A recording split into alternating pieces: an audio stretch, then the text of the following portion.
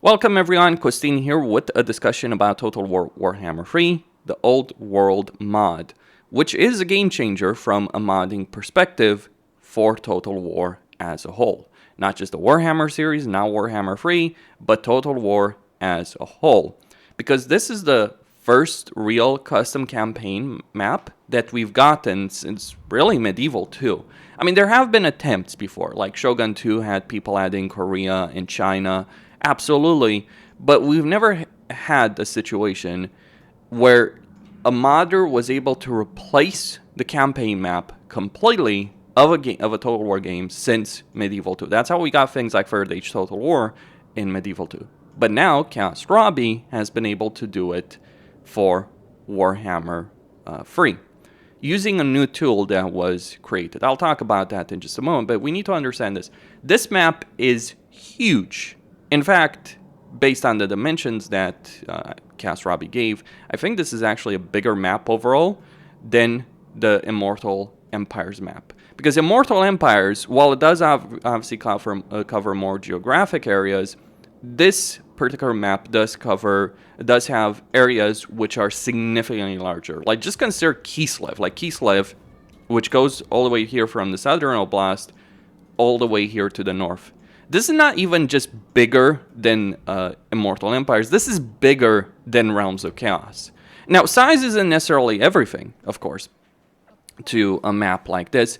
But I will say that the way Kislev is handled in this map is significantly better than it is handled in either Realms of Chaos or Immortal Empires. Same with Empire, same with other areas. Now, of course, this is focused on the old world, where, you know what, the vast majority of the action that takes place in the Warhammer Fantasy setting takes place in this particular area of the campaign.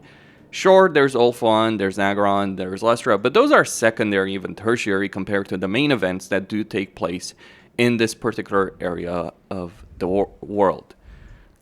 So this mod is focusing on the core of what makes Warhammer Fantasy interesting, where the vast majority of the important events do take place. And Chaos Robbie is working on adding more of the Darklands, finishing probably all the way down here.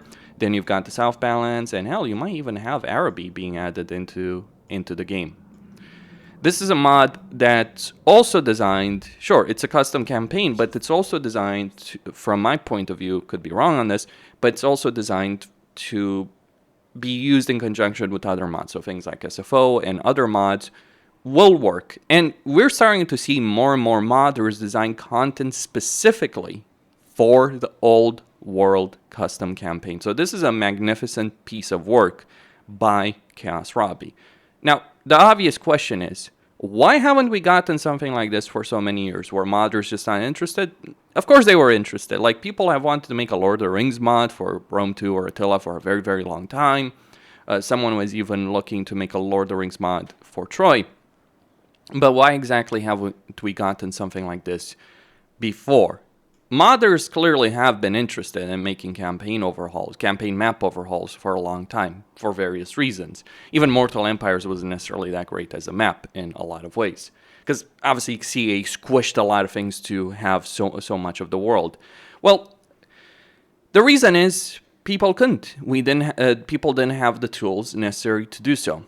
With Medieval 2 and Rome 1, people did have the tools. But then, because of the engine change and Creative Assembly not giving people the tools for it, it was impossible. So effectively, with the Warscape engine, which was introduced in Empire, and despite all the changes, it's still the same engine, it became impossible for modders to change the campaign. At best, they could add to it, so that's how you get China and South Korea, and Korea in general, in Shogun 2, in a mod like that.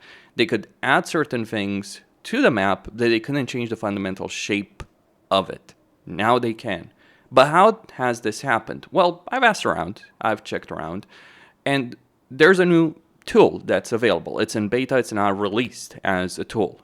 That's what Chaos Robbie, to the best of my knowledge, has used to make this particular map. And this is really a game changer.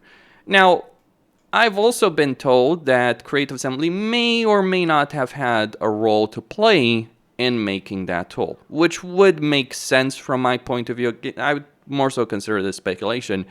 But it would make sense from my point of view if something like this is only possible thanks to Creative Assembly deciding to change course with respect to this. Because for a long time, let's be clear on this, regardless of what you may have heard from various sources, regardless of what Creative Assembly has stated over the years, because they were asked about this, the reality is the reason we haven't had the ability of modders making custom campaign maps is because Creative Assembly didn't want them to do so. Probably for a couple of reasons. Maybe they, like with the Lord of the Rings mod, right? That's one of the things people have wanted for a long time. With something like Lord of the Rings mod, well, maybe Creative Assembly would have made the Lord of the Rings Total War, and they didn't want a mod to compete with that. That's the speculation, though. That's really speculation. Or they just didn't care about it. I personally would lean more from that perspective. They just didn't care for it. It would have taken them effort. So what is changing? Why is this happening now? Is it because of Shadows Change Hyenas? No, obviously not. It's the timeline wouldn't match for that. But clearly, something has been changing in Creative Assembly. It's not like people were just overwhelmingly happy with the state of Total War before the release of Shadows Change. Shadows Change is not the event that sparked the fire and fury, if you will, of the community. Shadows Change is the end point, if you will. Shadows Change, Hyenas, Pharaoh are the end point. A lot of the community was very, very unhappy with the way Creative Assembly handled Warhammer 3. So maybe this is a way for Creative Assembly to improve the situation of their game by giving a tool, making a tool available that would allow people to make campaigns like this. And this is a phenomenal campaign. From my perspective, I'm not interested in playing Immortal Empires anymore at this point. Like, this is a lot more fun, a lot more interesting to play. But that's just speculation, right? You could consider it speculation, you can consider it rumor. That's where I stand. I've been playing Total War for a long time, and I've been keeping track of these, because I've played a lot of mods. Like, I spent many hours, hundreds, thousands, I haven't even kept track of it, but a lot of hours in 3rd Age Total War and other mods for Medieval 2 over the years, for instance. And it was actually a huge disappointment for me that we weren't able to get such a map or any kind of custom campaign map in other Total War games. Now, of course, in Warhammer, you're not going to see something like a Lord of the Rings mod or anything like that, because Games Workshop doesn't want that to happen. But this opens the floodgates for a future Total War, whichever one that might be. Like, let's say the speculation has been that Creative Assembly is working on Medieval 3. Well, if they do make Medieval 3 as a video game, then, well, certainly 3rd Age Total War version 2.0 certainly becomes a reality, where, as before, given Creative Assembly's refusal to allow something like this to happen, or their refusal to give us the tools for it, it wouldn't have been possible. So that is a change. As to what exactly caused Creative Assembly to change their behavior, you can only speculate on that. Personally, I just think some people in the company saw the writing on the wall. See, here's the thing that people need to understand. All of the issues that we as consumers, content creators in my case, all the issues we see when we play the game, the people working on a game or on a game series, they see long before that. Maybe they're not acted on, maybe they're not fixed, but you can be certain that a lot of people in Creative Assembly, if not the vast majority of people in Creative Assembly, saw the writing on the wall, saw how this was going to go now. Now, you might ask, well, why did they decide to release Shadows of Change in that context? Why did they not fix things? Well, ultimately, the reason they decided to do that is probably corporate thought they could get away with it. That's my read on the situation. That's probably how they were thinking about it. It's like, okay, we are going to have an angry community on our hands, but they will still buy Shadows of Change. They'll still accept the Lord Pack without racial fixes every 3-4 months. That was Creative Assembly's perspective, probably. It's not necessarily a wrong perspective from their point of view. They can release content. They don't have to spend as much money to develop it, release content, not fix issues, not help the community develop a tool to allow a map like this. Now, I would obviously like more information on this. Keep in mind, this is a lot of speculation on my part, but that's how I see things.